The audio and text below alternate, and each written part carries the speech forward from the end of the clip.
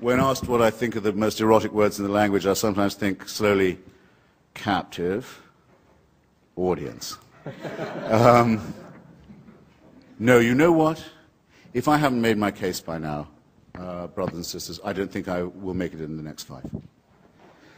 I ask you to excuse me. If anyone thinks that there's a question, who's heard me, who thinks there's a question I answered poorly, or inadequately, or badly, or failed to answer at all, and would like to challenge me, I'd happily give them 5 minutes. But I have, so to say, shot my bolt otherwise.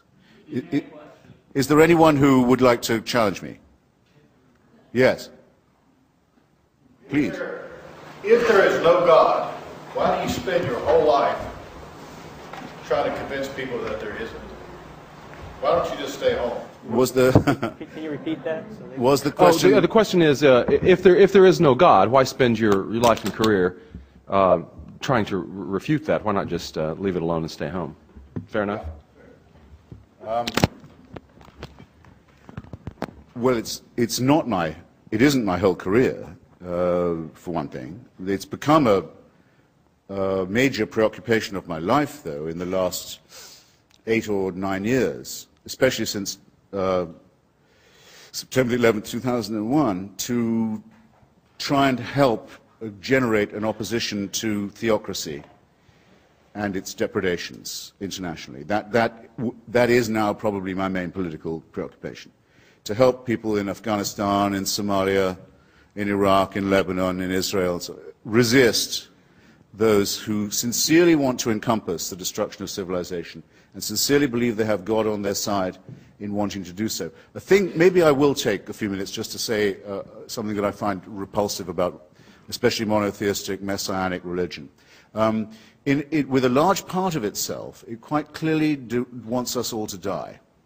It wants this world to come to an end. You can tell the yearning for things to be over whenever you read any of its real texts or listen to any of its real, authentic spokesmen, not the sort of the pathetic apologists who sometimes masquerade for it.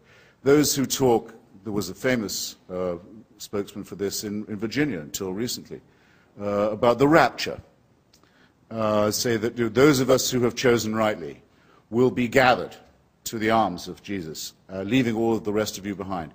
If we're in a car, it's your lookout. That car won't have a driver anymore. If we're a pilot, that's your lookout. That plane will crash. We will be with Jesus, and the rest of you can go straight to hell.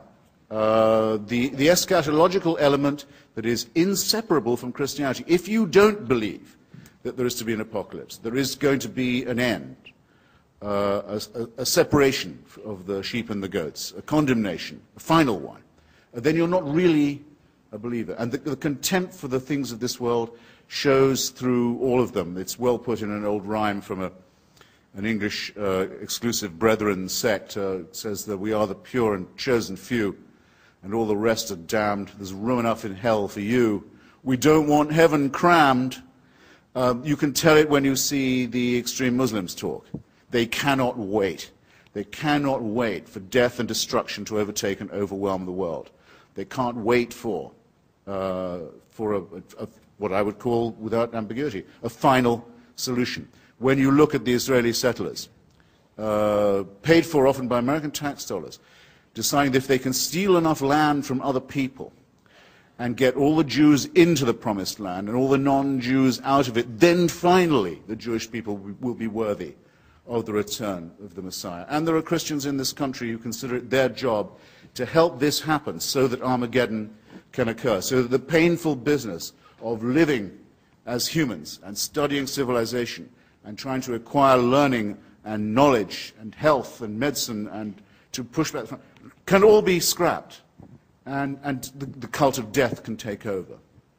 That, to me, is a hideous thing in eschatological terms, in end times terms, on its own. A hateful idea, a hateful practice, and a hateful theory, but very much to be opposed in our daily lives, where there are people who sincerely mean it, who want to ruin the good relations that could exist between different peoples, nations, races, countries, tribes, ethnicities, who openly say they love death more than we love life, and who are betting that with God on their side, they're right about that.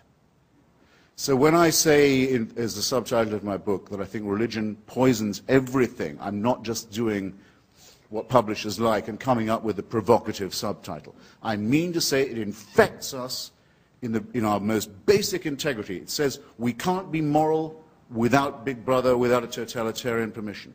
It means we can't be good to one another. It means we can't think without this. We must be afraid. We must also be forced to love someone who we fear. The essence of sadomasochism. The essence of abjection. The essence of the master-slave relationship. And that knows that death is coming and can't wait to bring it on. I say this is evil. And though I do some nights stay home, I enjoy more the nights when I go out and fight against this ultimate wickedness and ultimate stupidity. Thank you.